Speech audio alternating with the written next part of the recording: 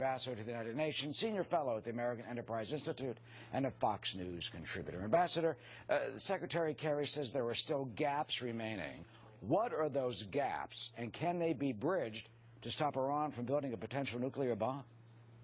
Well, I don't think that's the purpose of the negotiation from Iran's point of view. I think their purpose is to get free of the economic sanctions and have an unimpeded path on their nuclear program to weaponize when they choose to. And I think they're very close to achieving that. I think this is a signal, although he wouldn't put it this way, but a signal by Secretary Kerry that he's prepared to make some more concessions. I think the administration remains desperate to get a deal, and while I don't think the deadline is more than a deadline from a cosmetic point of view, I think they are worried about the opposition in Congress that's building. So the result is the leverage is all on the Iranian side up until the 24th of March. We'll see what Kerry gives away. And what type of concessions are you worried about?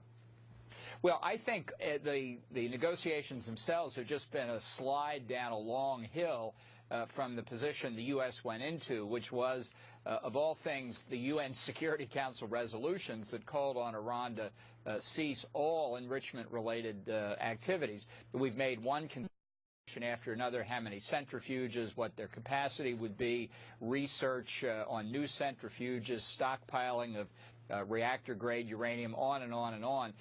So I think the Iranians are still playing for additional concessions, perhaps on the heavy water reactor, perhaps on getting supplies of yellowcake uranium in from elsewhere in the world. A whole range of things. Almost everything they ask for, they seem to get from the administration because of this impetus to do a deal regardless of whether it's a good deal or not. And how can we be assured at all that Iran is telling the truth, that they won't let UN inspectors in the Parchin military complex, for example? They won't even answer those questions, and they're not even dealing with the ballistic missile system.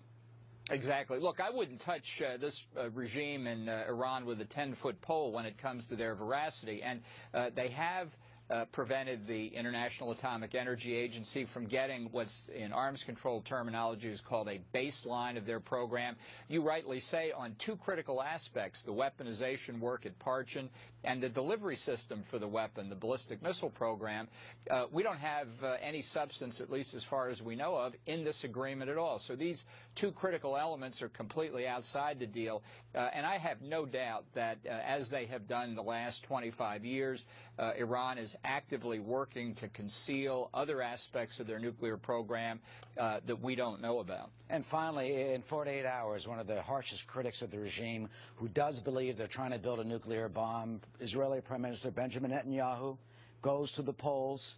Ambassador, what happens if he loses? Well, I think given the rhetoric of the opposition parties, they will go along with President Obama's deal and with Iran, and I think what that means inevitably is that Iran will get nuclear weapons. And the problem is it won't stop there. I think these negotiations we've been discussing have already prompted Saudi Arabia, Egypt, and Turkey to conclude they have no option. I used to think they'd wait until Iran detonated a nuclear weapon, but I think they see that under this president, the United States is simply not going to do what's necessary. So the nuclear arms race in the Middle East has already begun. But finally, Ambassador, what about those who say that, you know, an imperfect deal is needed just to have a deal, because if there is no deal at all, the Iranians can do whatever they want? Well, here's the thing. The deal doesn't make any difference. The Iranians have only made very minor, temporary, easily reversible concessions in the interim agreement that we're operating under now. That's essentially carried through into the new agreement under what the administration itself has leaked to the press. And what that is, in exchange for these easily reversible concessions, Iran throws off the economic sanctions. It helps its economy recover. It's on the road to nuclear weapons. And we are on the verge of seeing what will happen in 2 days from now, that Israeli election that could determine the future of this, and then 7 days later, the interim agreement deadline. Ambassador John Bolton, of course, will always be on this and get back to you as it develops. Thank you.